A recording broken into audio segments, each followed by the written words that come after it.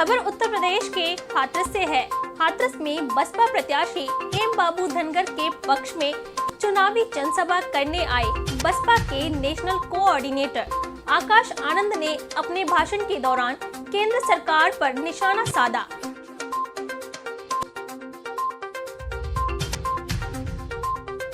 अपने भाषण में शिक्षा, सुरक्षा एवं रोजगार के मुद्दे को उठाया।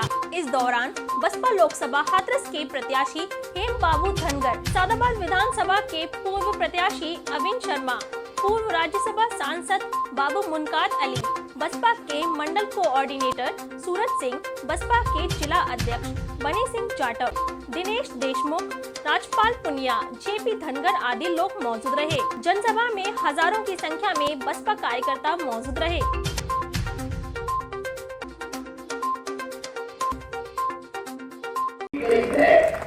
आज भी उसे मुफ्त में राशन की स्कीम चलानी पड़ रही।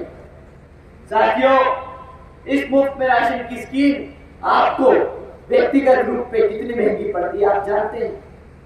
यहाँ पर बैठे साथी लोगों में से जरूर कुछ लोगों को वो मुफ्त में राशन मिला होगा, परंतु मैं आपसे पूछता हूँ उस मुफ्त में राशन जो आपको मिलता है वो महीने का कितना मिलता है? क्या कीमत होगी उस मुफ्त के राशन की? यहाँ पे 90% लोग राशन फ्री में ले रहे हैं। भाई कितना रुपया राशन मिलता है आपको? 500-1000 रुपया राशन मिलता है ना? 500, 50, 100 रुपया।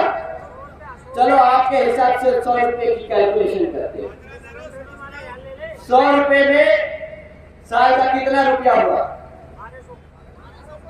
1200 रुपया। अगर क्लास 4 की नौकरी लगती तो कितना महीना रुपया कमाते? 15,000 रुपए तो कमाते। साल का कितना हुआ? 1.5 से 2 लाख रुपया। 1200 रुपया दे के आपको 1.5 लाख रुपए का चूना लगा रहे हैं। साथियों, ये है गुजरात मॉडल। 1.5 लाख रुपए का चूना लगाना गुजरात मॉडल कहते हैं। हमारे यूपी के साथी लोग सब जानते हैं कि बहन जी की सरकार के दौरान यहाँ पे लाखों युवाओं की नौकरी लगी थी, और वो सिर्फ क्लास 4 में नहीं बल्कि बड़े बड़े पदों पे लगी थी। हमारे बच्चे यहाँ पे लाखों करोड़ों रुपए कमा रहे थे। यहाँ दूसरे महीने पेपर लीक की खबरें आती है कि नहीं आती?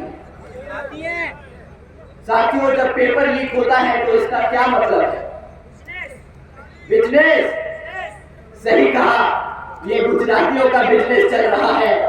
इससे आपका तो भला हो नहीं रहा, ये गुजरातियों का बिजनेस चल रहा है। साथियों, जब पेपर लीक होता है ना, तब हमारे मेहनत करते हुए युवा साथियों जो वहां पर अपना एग्जाम में पेपर देके आते हैं, वो सरकारी नौकरी के लिए अप्लाई करते हैं तो वो नौकरियां रद्द कर दी जाती है। ये सही कहा, बिजनेस हो रहा है।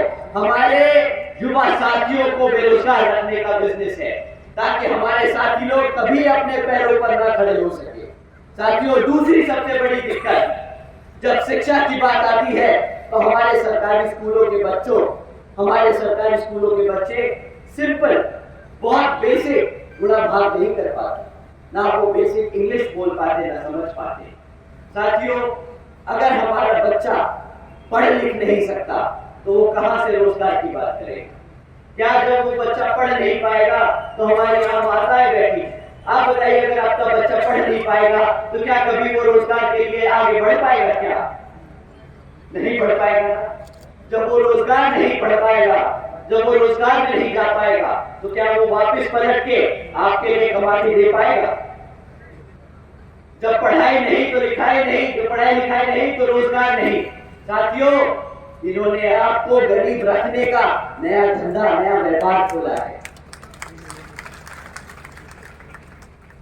साथियों, आप लोग जानते होंगे कि जब सरकारी स्कूलों में बच्चे पढ़ लिख कर निकलते हैं तो कॉलेज वाले क्या बोलते हैं? सारी मुद्दे आप बताइए, रोजगार से लेके, किसानी से लेके, फौज से लेके, सड़कों से लेके, आप इंडस्ट्री, अब वो सीटों की पार्टी है, मगर यहाँ आपका वो ट्रांसपोर्ट नगर में है आपका हाथरस में, क्यों नहीं है हाथरस में ट्रांसपोर्ट नगर? इतनी बड़ी इंडस्ट्रीज़ हैं, 250 के करीब ऊपर लगी हुई हैं, बड़ी बड़ी इंडस्ट्रियाँ लगी हैं, कोई छोटी मोटी नहीं लगी हैं। हाथरस का local channel TV30 India Uttar Pradesh एवं उत्तराखंड के प्रतिष्ठित केबल नेटवर्कों एवं OTT प्लेटफॉर्मों के साथ साथ गूगल प्ले स्टोर पर भी उपलब्ध है। अपने क्षेत्रीय खबरों के लिए आज ही डाउनलोड करें TV30 इंडिया का एंड्रॉयड ऐप एवं जुड़े रहें TV30 इंडिया के साथ।